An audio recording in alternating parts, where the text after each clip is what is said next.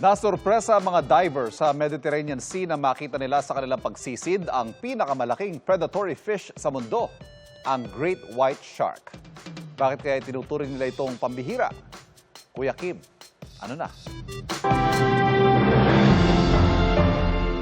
Sa underwater footage na to, namataang palangoy-langoy sa pusod ng Mediterranean Sea ang grupo ng mga striped pilot fish.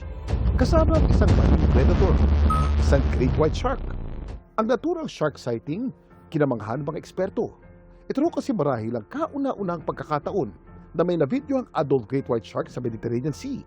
Ang napakapambihirang pagkakataong ito, nakuhanan ng mga diver na namumutol noon ng mga abandoned fishing nets mula sa isang shipwreck sa pagitan ng Sicily at Tunisia. Ang mga Great White Shark ang pinakamalaking predatory fish sa planeta. Maaari silang humaba ng hanggang 6 na metro.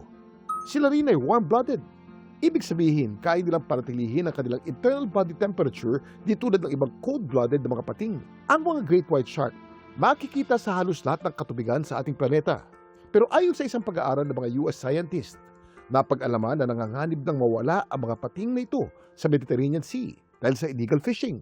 Lahat ng dagat meron siya, pero may preference kasi sila sa temperature, so hindi sila pwede talaga dun sa malalamig na lugar. Kung worldwide yung distribution nila, kasama dun yung Mediterranean Sea, including nga dito sa Philippines. Isa siya sa confirmed species natin. Yung concentration ng population kasi ng Great White, depende doon sa areas kung saan nila ni-utilize yung habitat. It usually nagko-concentrate to sa areas kung saan mayroon mga sea lion or seal populations kasi yun yung pinakain ng adult na Great White. Laging tandaan, kimportante ang may alam. Ito po si Kuya Kim at sagot ko kayo, 24 oras.